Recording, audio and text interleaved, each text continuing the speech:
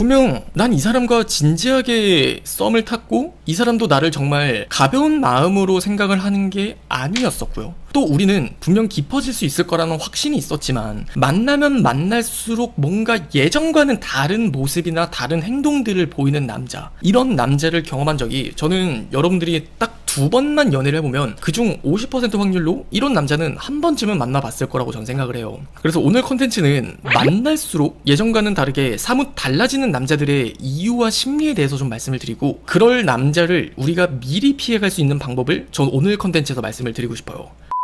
자, 그러면은 결론부터 바로 말씀을 드릴게요. 남자들이 사뭇 달라질 수밖에 없는 경우의 수는 4가지밖에 없어요. 자, 첫 번째는 나보다 중요한 게 생겼거나 라는 부분이고, 두 번째는 날 만난 후에 그 사람의 인생에서 도저히 예상할 수 없는 큰일이 생겼거나, 그리고 세 번째는 남자가 생각했던 나와 만날수록 느껴지는 내가 다르거나 인 경우예요. 그리고 마지막 4번째는 전 여자친구나 전 썸녀와의 환승 가능성이 생기거나. 그래서 지금부터는 한 가지씩 좀 디테일하게 이야기를 해드릴게요. 첫 번째 같은 경우에는 나보다 중요한 게 생겼거나 라고 제가 말씀을 드렸어요. 이 말을 여성분들의 입장에서 생각을 해보면 그냥 그 사람은 나보다 중요한 게 생긴 거예요. 나보다 친구를 더 중요하게 생각을 한다든지 아니면 나보다 게임을 중요하게 생각을 한다든지 등. 근데 이 문제는 상대방의 입장에서 좀 다시 생각을 해보면 그건 여러분보다 중요한 게 생긴 게 아니라 사실 그 사람의 습관으로 다시 회귀를 했을 가능성이 매우 높거든요. 오해가 생기는 거예요. 서로가 바라보는 어떤 관점의 시각에 따라서 여러분들은 그 사람의 과거의 모습을 보고 만나는 게 아니잖아요. 그냥 여러분이 처음부터 봤었던 모습은 그 사람이 나한테 그렇게 미쳐서 연락을 잘했던 모습이라든지, 아니면 그 사람이 계속 날 만나고 싶어서 안 달라는 모습들을 봤으니까 아, 이 사람은 원래 이렇게 하는 사람이구나 라는 게 내 머릿속에 인식되어 있단 말이죠. 근데 우리가 한 6개월을 만나고 나니까 혹은 2년을 만나고 나니까 내 남자친구가 예전보다는 많이 달라졌네. 이 사람 원래 게임 안 하던 사람인데 갑자기 왜 이렇게 게임을 많이 하지?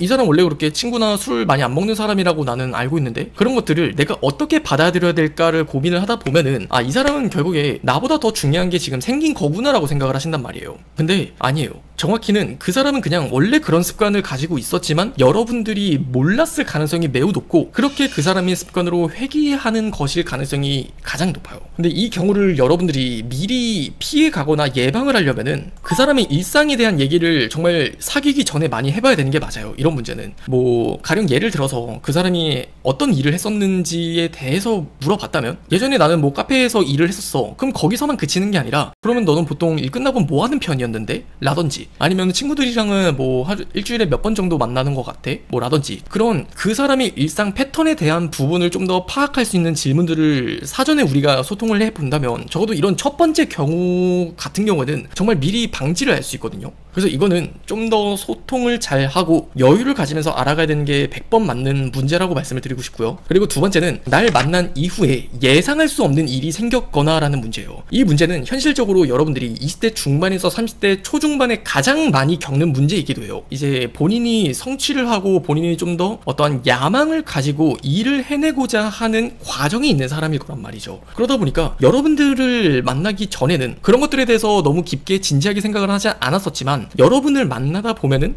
이런 일들이 생길 수밖에 없는 거는 굉장히 자연스러운 문제인 것 같아요. 이 경우 역시도 앞서 말씀을 드렸던 것처럼 여자와 남자의 관점이 조금은 달라요.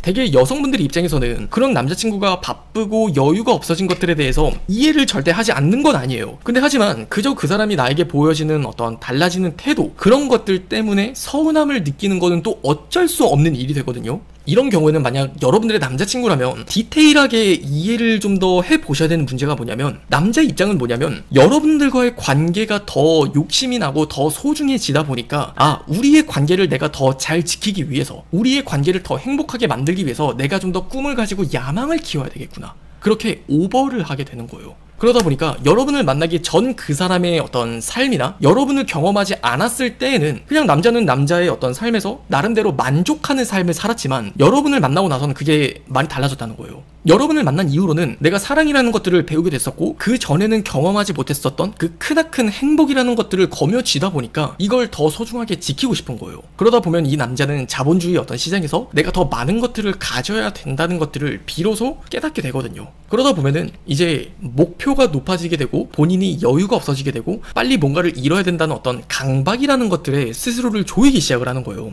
이런 경우에는 뭐 미리 그 사람을 그럴 거다라고 우리가 예상할 수 있는 문제는 아닌 것 같아요. 그러다 보니까 실제로 어떤 극복하는 어떤 좋은 예시와 극복을 못하는 나쁜 예시를 하나 좀 들려드릴게요. 자, 일단 많은 분들이 이런 케이스에서 극복을 하지 못한 채 그냥 이별을 맞이하게 되시는 분들을 보면요, 대부분 여자분들은 여자가 느끼는 그 감정만을 그 사람한테 얘기를 하는 경우가 많아요. 그냥 네가 바쁜 건 이해를 하겠는데 그래도 네가 달라진 태도가 나는 서운하다. 그러니까 어느 정도 연락은 좀 해주면 안 되냐, 그래도 일주일에 한두 번 정도는 만나면 안 되냐 라는 식으로 우리 관계의 문제를 타협을 하려고 하거든요. 근데 막말로 한번 생각을 해볼게요. 그 사람도 그걸 할 수 있었으면 그 사람도 왜 안 보고 싶겠어요. 근데 하지만 반대로 좋은 예시를 들려드리면은 그 사람이 그냥 어떠한 것들을 생각하든지 간에 그냥 모든 걸 그냥 다 내려놓는다라고 저는 말씀을 드리고 싶거든요. 그냥 그 사람이 하고자 하는 대로의 어떤 달라지는 관계로 존중해줄 필요가 있다는 거예요. 뭐 가령 예를 들어서 원래 두 분 사이의 만남이 한 4번 정도를 만났어요. 근데 그 사람이 한 1번 정도로 만나는 게 좋을 것 같아요. 그러면 그 전과는 달라진 우리의 상황과 관계에 적응을 하는 게 필요해요. 그래서 이런 것들은 극복의 문제라고 생각을 하셨으면 좋겠고, 그 다음에 3번째는 남자가 생각했던 나, 그리고 만날수록 느껴진 내가 다르다라고 느껴지는 경우라고 말씀을 드렸어요. 자, 이거는 사실 여성분들의 입장에선 조금 민감한 얘기가 될 수 있을 것 같은데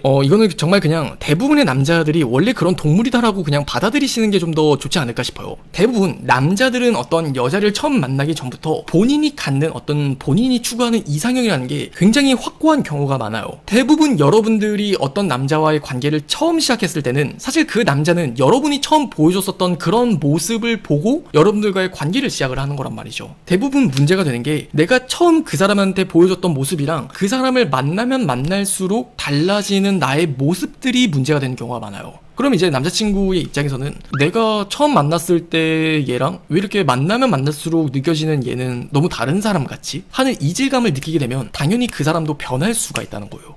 그리고 마지막으로 말씀드리는 이 4번째, 전 여자친구나 전 썸녀와의 환승 가능성이 생기거나, 이거는 정말 5% 미만이라고 저는 생각을 하거든요. 정말 이런 경우는 그냥 답이 없어요. 이건 내 매력의 문제도 아니고 내가 그 사람에게 보여준 어떤 면모의 문제도 아닌 거고 그 사람에게도 문제가 있는 것도 아니에요. 이건 정말 우리가 타이밍의 문제다라고 밖에 얘기를 할 수 없을 것 같은데, 팩트 체크를 명확하게 보면 그 사람이 아직 누군가를 만날 준비가 되지 않은 상태에서 새로운 이성과의 만남을 시작을 했거나, 아니면 전 여자친구에 대한 감정을 정리하지 못한 채 나와 연애를 시작하게 됐거나, 그렇게 되면은 이 4번째 케이스가 생기게 돼요.